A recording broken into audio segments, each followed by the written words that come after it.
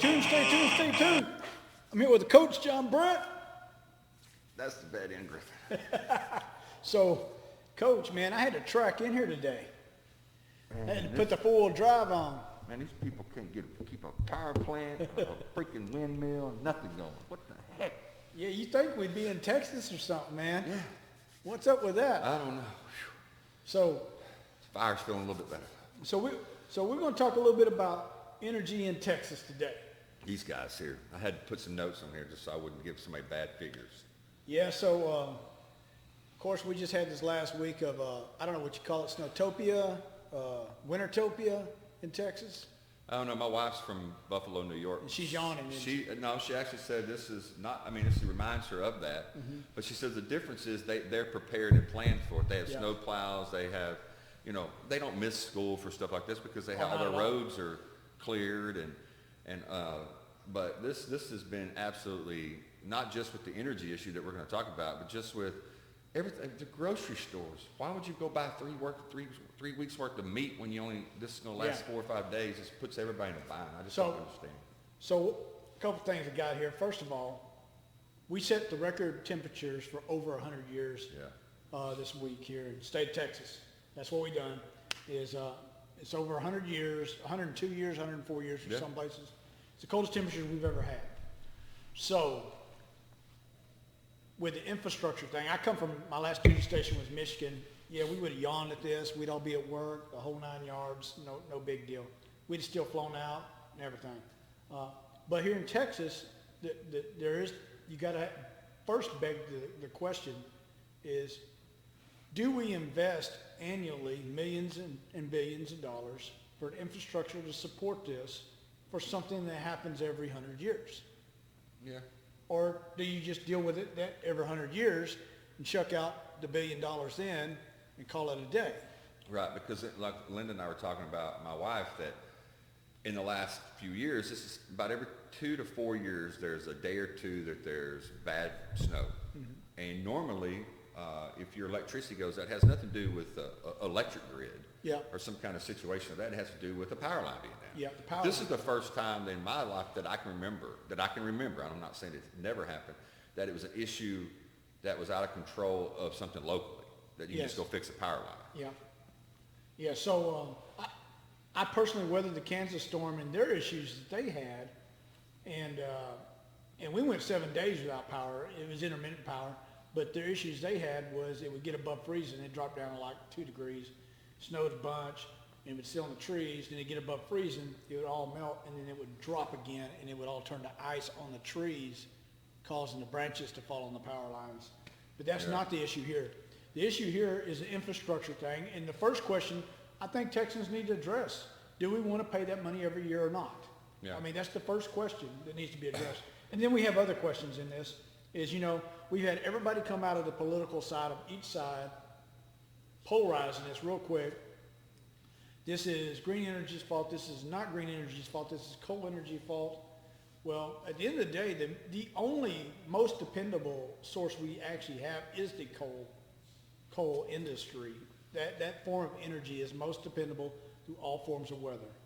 And I've heard people say this here, Coach, is they would say, well, other places have wind turbines. Do you realize Texas is the leading producer in wind energy in the United States?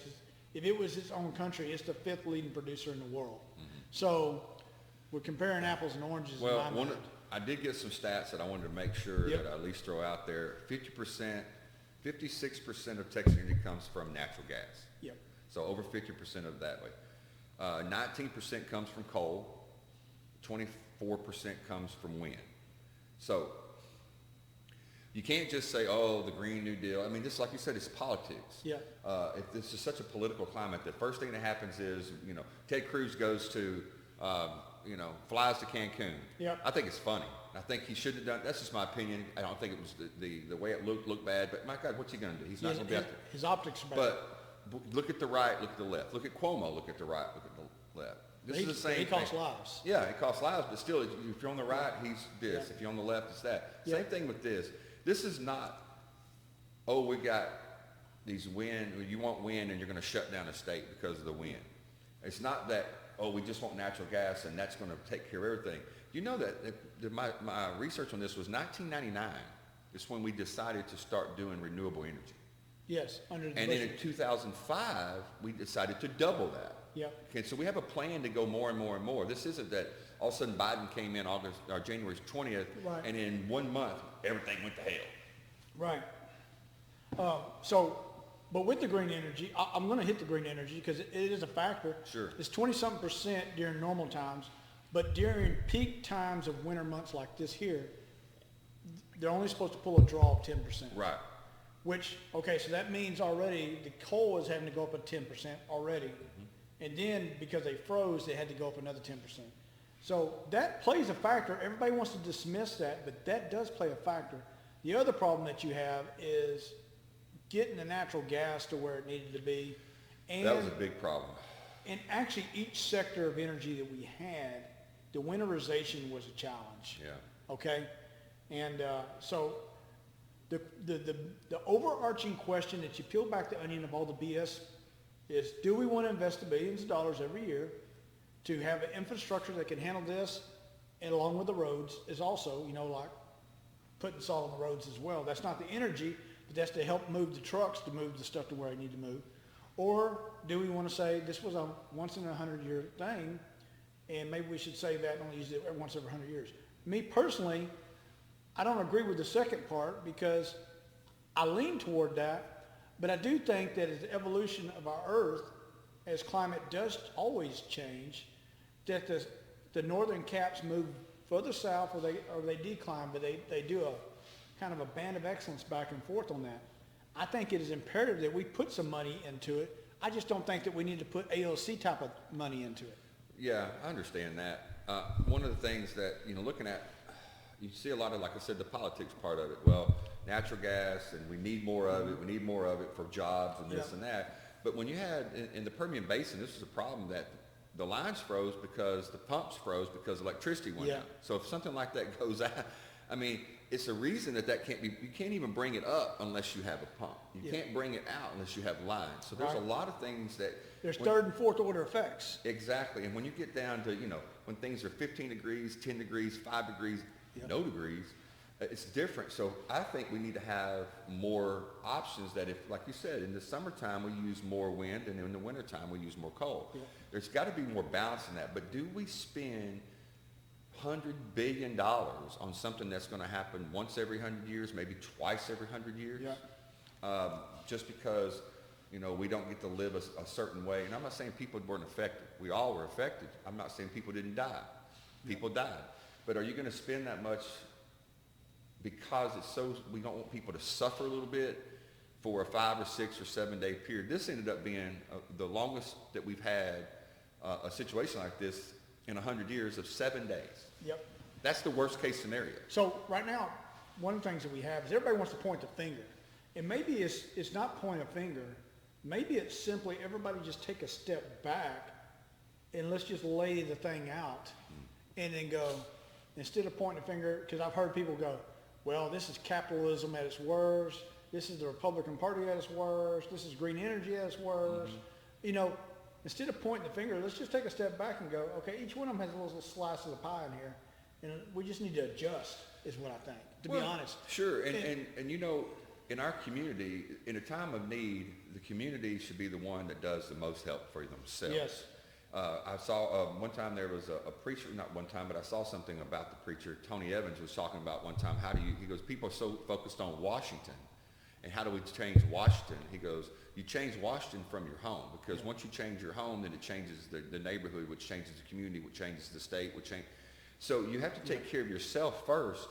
And there's been a whole lot of great stories that I've seen of people helping themselves, people helping others. Even we had Dak Prescott the other day. Did some things. Co-Etzel did some things for Lake Fork people, did some from Dallas people. People can help people. Did you help anybody? Had somebody asked it the other day, kind of smart, when I said something about crews going somewhere.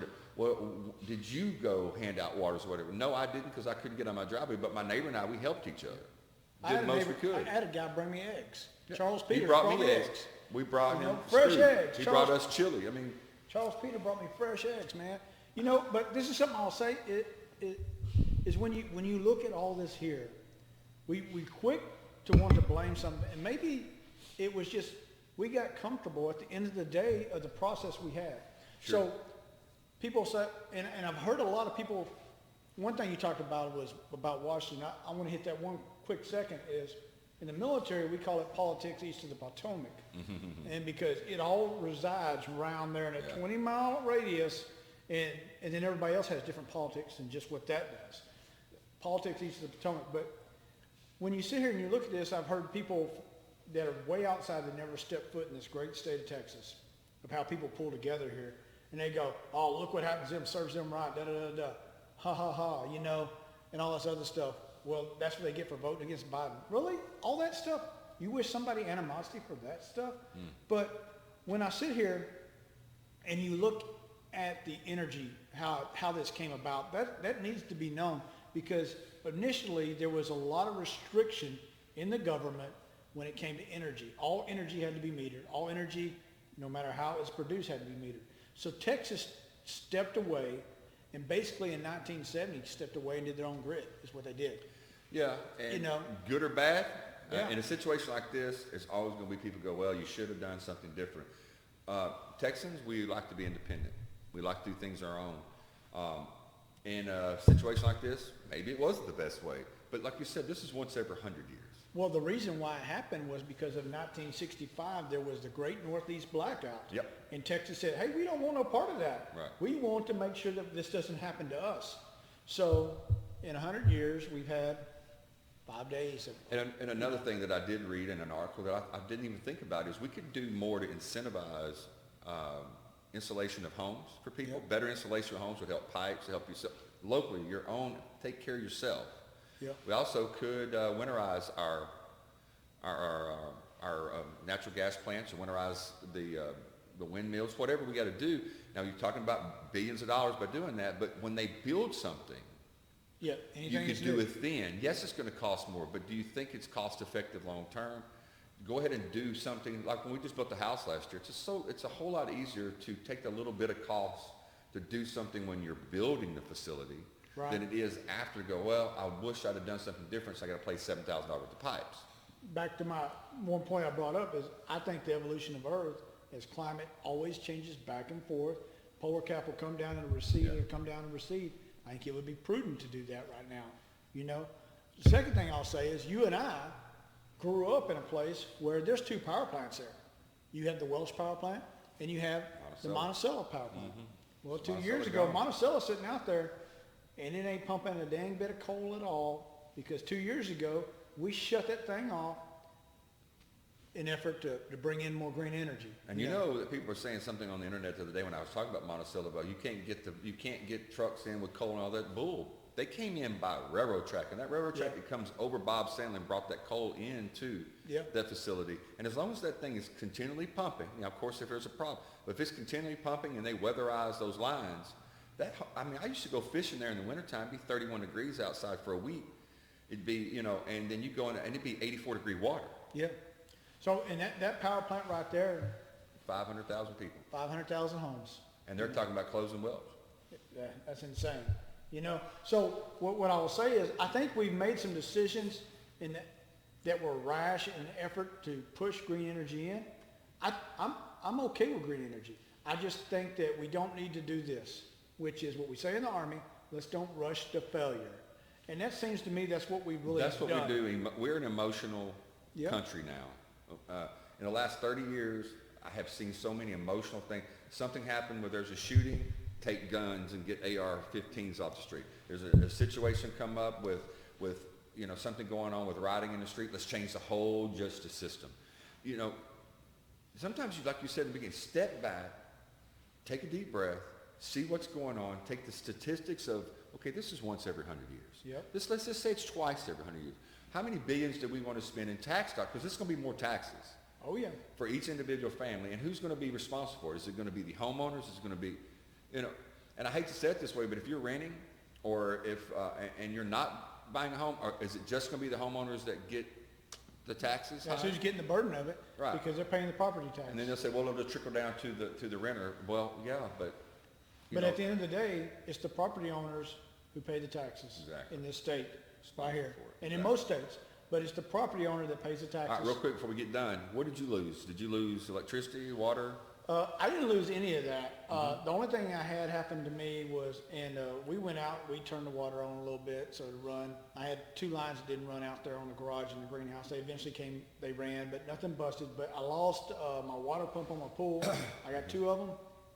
They're about $800 a shot. I'm hoping I can fix it. But right now my pool's still frozen over and that pump is not doing a dang thing. Well, I have to say this, we're a little bit more than lucky, blessed.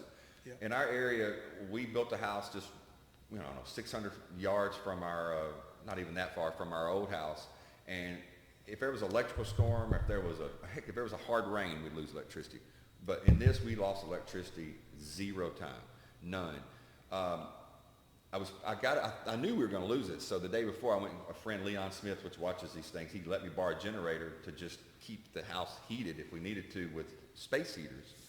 But it never went out. Our water went out for a day and a half, but our pool, because we had the circulation of our waterfall and the circulation of the system, it kept our pool temperature anywhere between 40 and 44. So we'd just go out there and dip water, come in here and boil it out of there, or toilets, whatever. Yeah.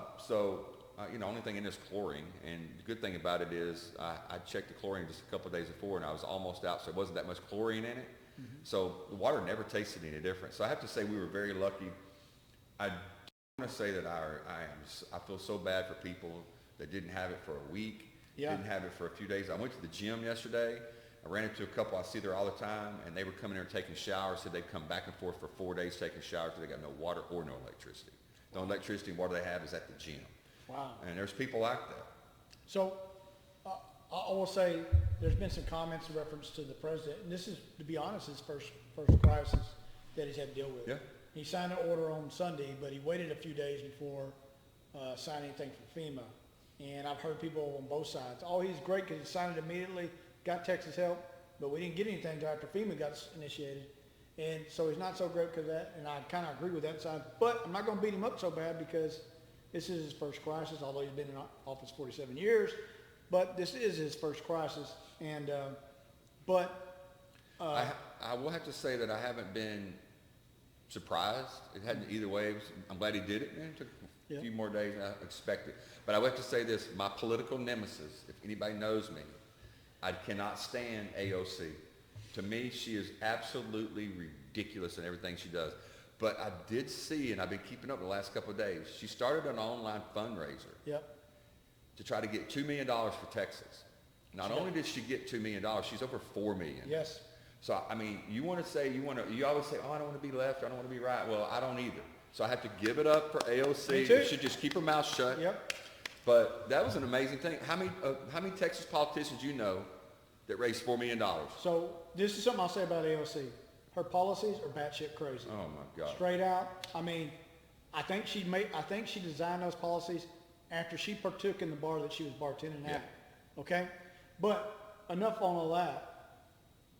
One thing she is very good at is orchestrating a rally, so some support, garnering support. Yeah, she gets behind something no matter if it's batshit or not. Yeah. She's going to get people behind it. She's good at that. Yeah. And so she went to her strength, which she organized, and she got $4 million. It's the last time you'll probably ever see it. Thumbs up AOC. Yeah, yep. And she came down here and handed out food, and which... Man, don't get me started on... I would rather her save that money on the plane ticket and get some more money to some other people. You know what? I'm not even going to say that about it. I'm going to say good job. But I'm glad she did. Because we could be plane trips to foreign countries, hanging out on beaches. Yeah, Cancun. I don't know. But I love this cornrows, though. Yeah. But I am with you, Coach. I am glad she did that. My hat's off to her. She didn't have to. And like people said about, and I don't mean to interrupt you, and I'm sorry, but like people said about Ted Cruz, he's a politician. He works for us in Washington. They're out of session. What can he do? He can't fire up a plant. He can't get up on a pole. He's not the governor. He's not the governor. President. But sometimes if you just, like I said, go out there in your 4x4, because he does own a 4x4, and fill it up with water and go help somebody. At least, so what if it's a photo op? At least you're doing something instead of nothing. Yeah, and with AOC, hey, she got some good Texas air, and maybe it'll bring some sense to their brain. So, I don't know. Thank you, AOC. I'm with you on that one. I can't believe I even said that. I can't believe I even gave her a thumbs up. Please delete that. Yeah, we'll cut that out. So good. So, hey, We So, survived. We survived. I think we've had 54 the last I've heard, people that have passed away on this. And there's some sad cases. Every my one of them gosh. are detrimentally sad. There's some people that's lost major stuff in their homes. I mean, in Killeen, they had a hotel burn up, Yeah. which, you know, I'm quite sure there's people that were staying there to get away from their places, you know? Yeah. And so it's kicked us down in the dirt, but I will say Texas, we normally survive. We get through these things. And we got to get ready for hurricane season, to be honest. You know? Bring on the hurricanes. So, hey, from the coach, To the vet. stay tuned, stay tuned, stay tuned. Stay warm.